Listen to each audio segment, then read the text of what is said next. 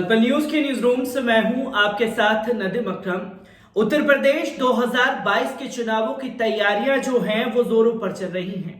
तमाम राजनीतिक पार्टियां जो हैं अपने अपने मुद्दों को जनता के बीच में लेकर के जाएगी, जिसके आधार पर जनता फैसला करेगी कि किसे वोट देना है या नहीं देना है। पर उससे पहले तमाम राजनीतिक पार्टियों का निशाना जो है वो बैरिस्टर असदुद्दीन ओवैसी बन गए हैं और ओवैसी को लेकर के उत्तर प्रदेश में सियासत तेज हो गई है। जहां बैरिस्टर असदुद्दीन ओवैसी उत्तर प्रदेश में मुस्लिम क़यादत को खड़ी करने पर जोर दे रहे हैं, तो वहीं भारतीय जनता पार्टी तमाम तरीके से दलील देती हुई दिखाई दे रही है कि समाजवादी बसपा के एजेंट है बैरिस्टर असदुद्दीन ओवैसी। तो वहीं सपा बसपा लगातार बैरिस्टर असदुद्दीन ओवैसी को बीजेपी का एजेंट बता रही है, तो वहीं ओवैसी का खुल करके कहना है कि एक टेबल पर बैठ करके बात कर लीजिए और बता दीजिए कि मैं किसका एजेंट हूं या नहीं हूं। पर इस बीच उत्तर प्रदेश के चुनाव को भटकाने के लिए भारतीय जनता पार्टी के कुछ ऐसे नेता भी हैं जो सांप्रदायिक माहौल लगातार बनाने की कोशिश कर रहे हैं, जिसमें उत्तर प्रदेश के राज्य मंत्री ठाकुर रघुराज सिंह का नाम सामने आता है, जिन्होंने कुछ दिन पहले पूरे देश से मदरसों को बैन करने के लिए एक अपील की थी और ये कहा था खुले तौर पर धमकी देते हुए कि अगर अल्लाह ने साथ दिया तो पूरे देश से मदरसों को बैन कर दूंगा। और अब फिर से बैरिस्टर असदुद्दीन ओवैसी को लेकर के उन्होंने बड़ी दलील दी है और कहा है कि बैरिस्टर असदुद्दीन ओवैसी को फांसी पर चढ़ा देना चाहिए। क्या कुछ ठाकुर रघुराज सिंह ने कहा है और भारतीय जनता पार्टी की बैरिस्टर असदुद्दीन ओवैसी को लेकर के किस तरीके से बयानबाजियां हो रही हैं उसे आपके सामने रखूंगा। पर उससे पहले एक अपील, अगर ये वीडियो आप YouTube पर देख रहे हैं तो YouTube पर हमारे चैनल को सब्सक्राइब करना ना भूलिए, बेल आइकॉन दबाइए ताकि नए वीडियो की अपडेट आप लोगों के साथ साझा की जा सके। और अगर ये वीडियो फेसबुक, इंस्टा, ट्विटर पर देख रहे हैं तो इंस्टा, ट्विटर पर हमें फॉलो कीजिए और फेसबुक के पेज को लाइक करना ना भूलिएगा। अब आपको बता दूं कि आखिरकार मदरसे को पूरे देश से बैन करने वाले भारतीय जनता पार्टी के राज्य मंत्री ठाकुर रघुराज सिंह ने बैरिस्टर असदुद्दीन ओवैसी को लेकर के क्या कुछ कहा है।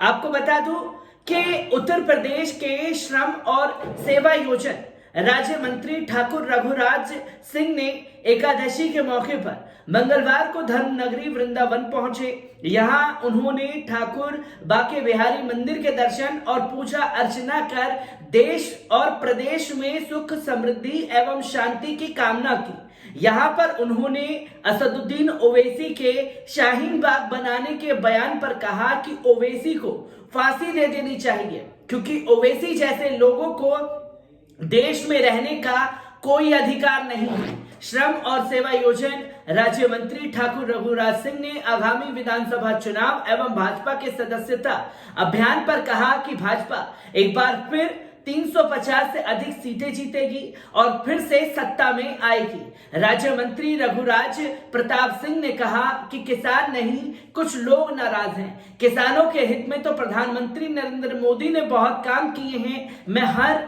एकादशी को वृंदावन आता हूं प्रभु के चरणों में प्रमाण करने के लिए, प्रदेश की खुशहाली के लिए, देश की खुशहाली के लिए प्रार्थना करता हूं। उन्होंने कहा कि योगी मोदी जीवन भर शासन करते रहे, उत्तर प्रदेश और देश और पूरे विश्व में खुशहाली बनी रहे।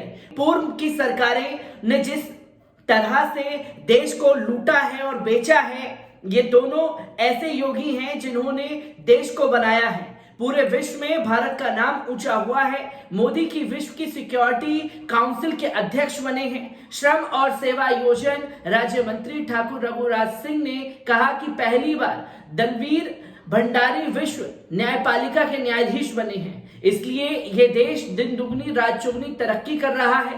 प्रदेश की खुशहाली के लिए, देश की खुशहाली के लिए बिहारी जी के चरणों में आकर प्रमाण कर रहा हूं। तो ये दलीलें जो हैं ठाकुर रघुराज सिंह की तरफ से दी गई हैं और इससे पहले भी उत्तर प्रदेश के चुनाव को देखते हुए एक सांप्रदायिक माहौल बनाने की कोशिश भारतीय जनता पार्टी के विधायक द्वारा की गई थी, जिसमें उन्होंने खुल करके कहा था कि पूरे देश से मदरसों को बैन कर देना चाहिए और अगर सरकार ने मेरा साथ दिया तो मैं इसमें कामयाब जरूर होऊंगा।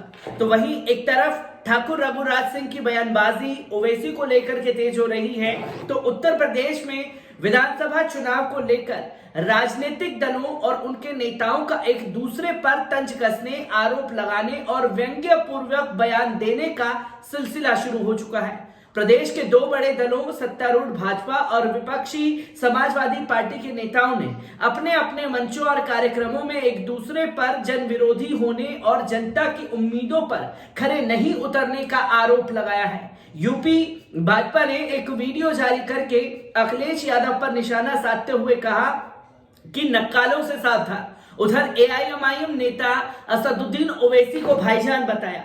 पार्टी के एक स्लोगन भी ट्विटर पर लिखा है कि कहीं की ईंट कहीं का रोड़ा, सपा प्रमुख ने कुनबा जोड़ा। इस नारे के जरिए पार्टी ने समाजवादी पार्टी के साथ कई छोटे दलों के गठबंधन पर वार किया है। हाल ही में समाजवादी पार्टी ने यूपी चुनाव के लिए सोहेल देव भारतीय जनता पार्टी के अध्यक्ष ओम प्रकाश राजभर के साथ गठबंधन किया। इसके अलावा राष्ट्रीय लोकदल के नेता जयंत चौधरी भी अखिलेश यादव से मिलकर साथ चुनाव लड़ने का फैसला कर चुके हैं। इसके अलावा आम आदमी पार्टी के नेता संजय सिंह, मऊ के बाहुबली मुख्तार अंसारी समेत कई अन्य नेताओं के समाजवादी पार्टी के साथ आने और साथ में चुनाव लड़ने की बात कर चुके हैं।